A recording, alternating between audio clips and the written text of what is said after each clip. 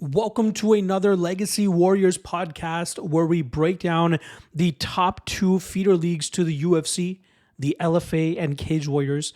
And on this edition, we're breaking down LFA 206, which goes down in Minneapolis, Minnesota, I believe, or somewhere in Minnesota at the Mystic Lake Casino and Resort. There, often the UFC or the LFA goes to this venue. They were at LFA 200 earlier this year. They also had at this venue. So obviously, a lot of Minnesotans coming out for this matchup or this card, as well as a lot of representatives of the state as well. In the main event is a welterweight matchup between former LFA welterweight champion Keegan Gennrich taking on John Paul Lebosnoyani. Fun fight there. Can't wait to break it down for you guys. I believe there's 10 total fights scheduled for this card that I'm going to be breaking down for you guys. I only cover the pro fights. Don't really care about the amateur fights. If you can't bet on it, I'm not going to waste my time on it. Simple as that. Reminder, I do have my tracked plays for this card on the MMA, LOT, and Patreon page. So either you can decipher through this breakdown who I'm going to be backing with my money or which spots that I'm looking to just completely avoid, or you can check out the MMA, LOT, and Patreon page and get the plays over there. Not to mention just for the LFA, but the PFL, which also goes down tonight, or Friday night, I should say, as well as the UFC 314 card going down on Saturday. All right, let's get right into this. I'm going to be a little bit briefer than I normally am for this card. I do have something on my to-do list in the next 15 to 20 minutes. So I want to get this out ASAP for you guys so that I can go take care of that. Let's get into it. First fight, Noah Gasho coming in at minus 350, going up against Todd Box, who comes in at plus 275. Gasho is a training partner of Kwangli John Castaneda, making his pro debut here after going 5-1 as an amateur. Still very young. Has cross-trained over there at Syndicate MMA in Vegas and seems to be a decent all-around fighter.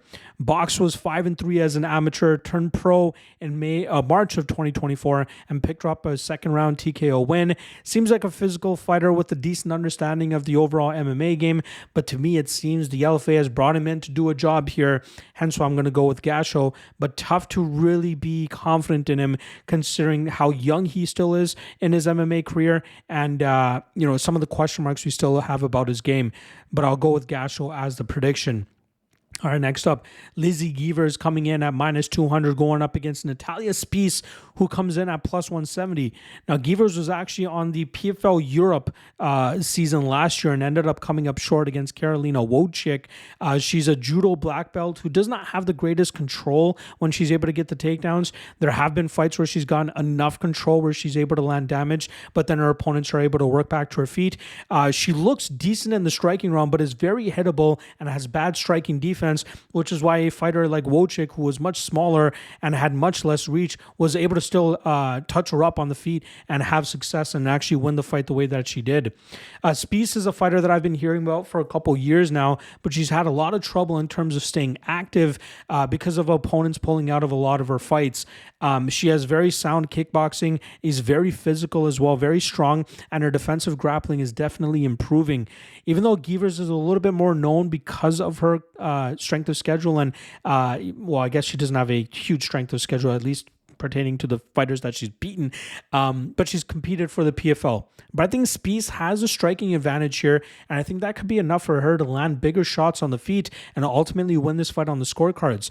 I'm believing in Speece's ability to nullify the judo of Gevers, and then from there on the feet, I think we'll see Speece be the one that's landing more better shots and win this fight on the scorecards. Next up, Santos Verdinez coming in at minus 280, going up against Timothy Bender, who comes in at plus 240. Now, Verdinez is another Minnesota native who did end up losing his last matchup at LFA 200 where he got knocked out by Ethan Ewing. Verdinez is a guy that wants to get opponents to the ground and submit them as soon as possible. And on the feet, he's not all that bad, but it's really his physicality and getting opponents to the ground to try to submit them. On the flip side for Bender, this is a guy that's pretty much been can crushing on the regional scene as of late. The opponents that he's defeated have a combined record of 18-36. It's clear when he gets them to the ground, he's able to submit them. And in the striking realm, he's not all that bad. But when he faces legitimate resistance, that's where we see him start to give up some takedowns and submissions. Hence why both of his losses are coming against guys that are not complete tomato cans. And I do not believe that Verdinez is a tomato can at all. I think we'll see Verdinez get this fight to the ground, and I think he'll be able to get that submission victory under 1.5 rounds.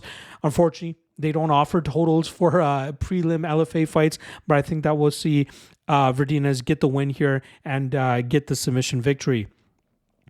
Our next up, Tanner Trembley coming in at -170, going up against Kyle Zimick, who comes in at +145.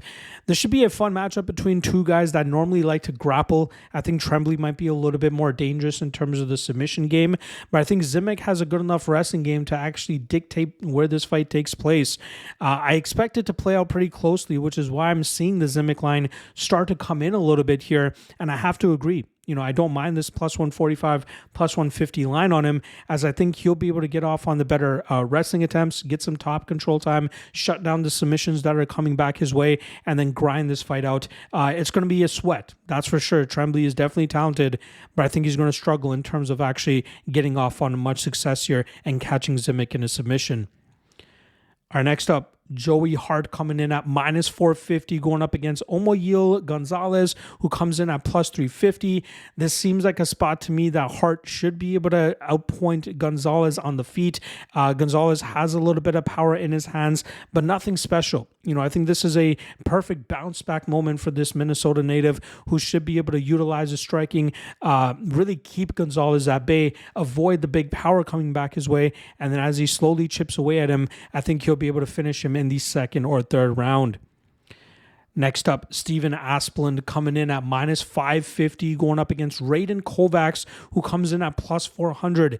Now, Asplund is definitely one of the better regional heavyweights out there, but I think we saw what his ceiling is when he went up against Denzel Freeman, who was able to quickly submit him, or at least submit him in the second round, if I'm not mistaken. But obviously Freeman, now the LFA heavyweight champion as well. But I believe Asplund can beat most of the regional heavyweights. He has a good understanding and idea of the boxing game, throwing in good combinations, has some good head kicks as well if he needs it. And his defensive grappling is definitely improving. I came across Kovacs about 2 years ago when he was on the PFL Challenger Series, and he got quickly knocked out by the aforementioned Denzel Freeman. He got knocked out in his following fight as well, but is now on a 3-fight winning streak and has started training over there at Extreme Couture, as well as the gym over there in Maryland that he came up with. He's a big guy at 6'6" with an 82-inch reach.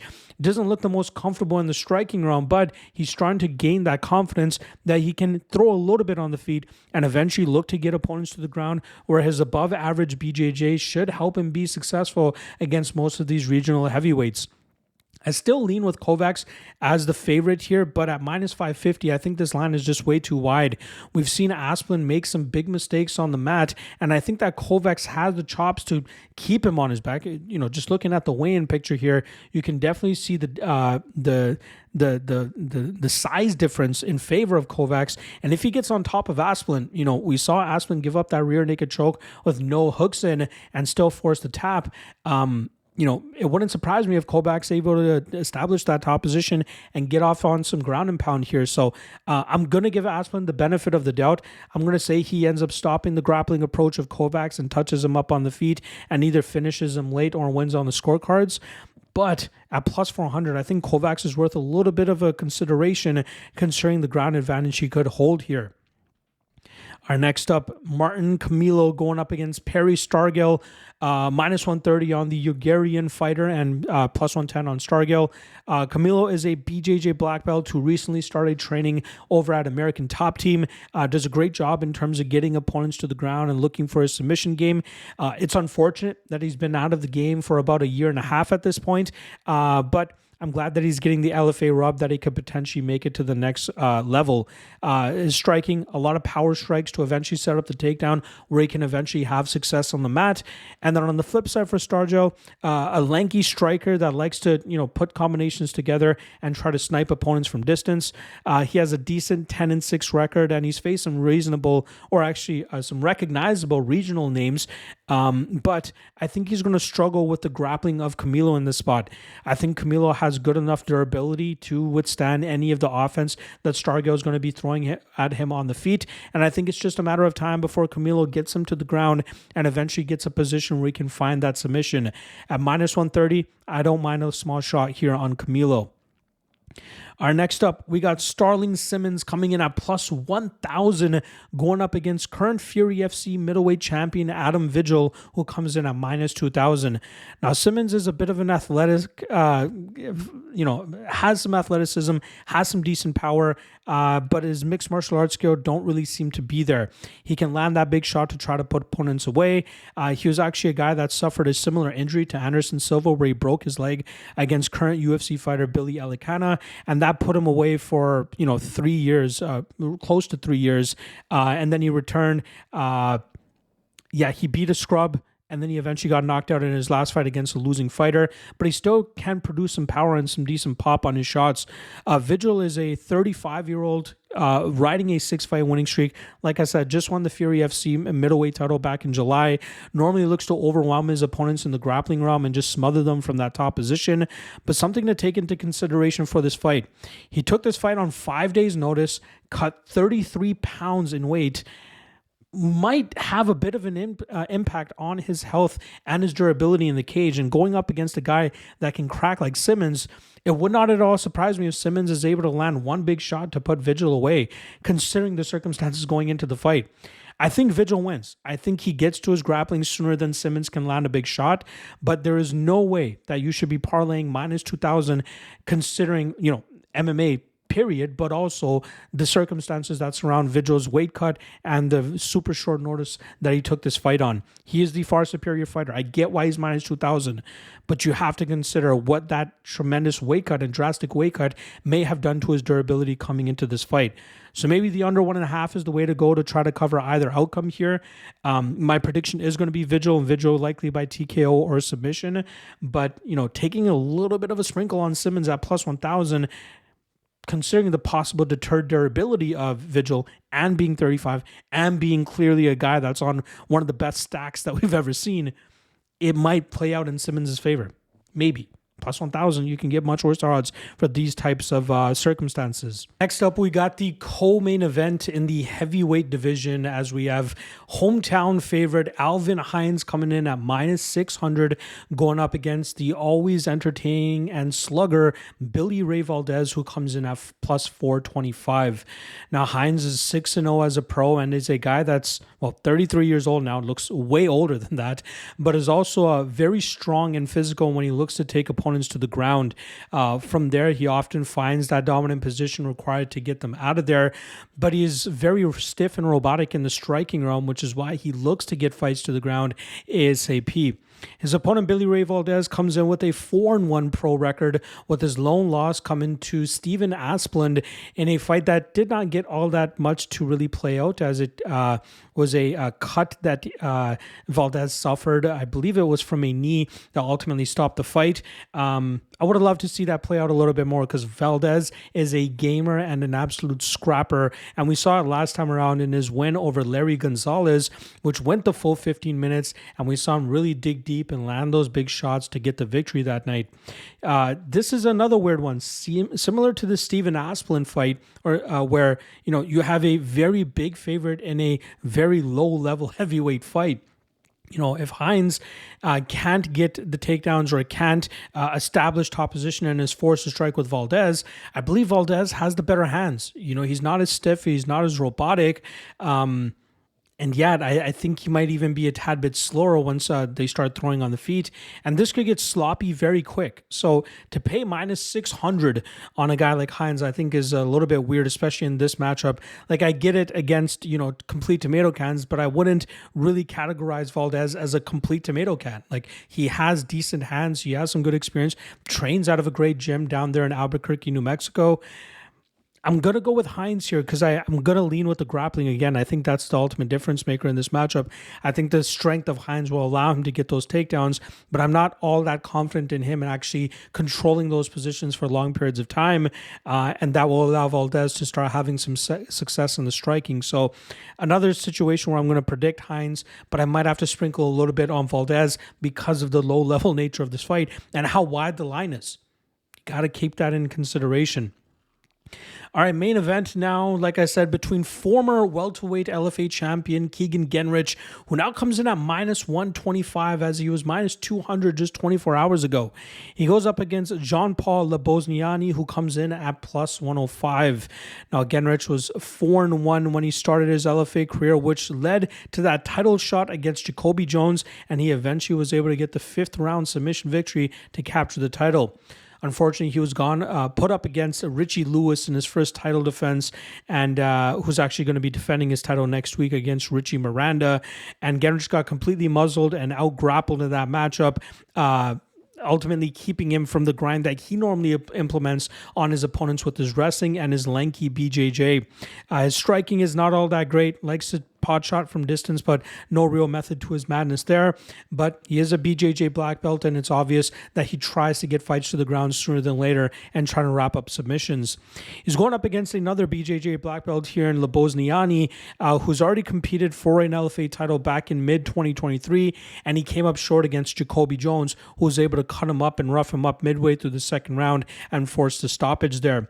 Lebosnoyani utilized a lot of footwork in his last matchup against Victor Cukes to try to piece him up from distance, landing the more effective shots, and ultimately winning that fight on the scorecards. He's quick, he's fast, he's explosive, but even though he has a BJJ black belt, he is a guy that can be busted up from that top position, and I think that's where Gennrich will have some success here. I'm still trying to build the confidence to get behind Gennrich. I think minus 125 is a more than sufficient spot to take a shot on him. Considering the wrestling advantage I expect him to hold in this fight. It's just that early danger that Lebosnoyani brings in this fight that gives me some pause. But I think Gennrich can stay safe enough until he starts landing takedowns, and then from there I think he'll be able to bust up Lebosnoyani from on top, and I think it'll take a little bit of wear and tear, but I think eventually maybe in the 4th or 5th round we see Gennrich get that victory either by TKO or by submission. But I'm going to go Gennrich here, and I'm more than happy with the line moving against him here and getting that minus 125. I'll probably end up pulling the trigger there. All right, there you guys go. LFA 206 breakdowns for you guys. Hopefully you guys enjoyed it. Hopefully we can cash some tickets and have just as much success as we had on the previous LFA card. And good luck on your UFC action this weekend as well, not to mention PFL. And then I'll see you guys tomorrow for the Locky Trinity, Locky two-step free parlay segment, as well as the prop drop for UFC 314. See you guys then. Peace.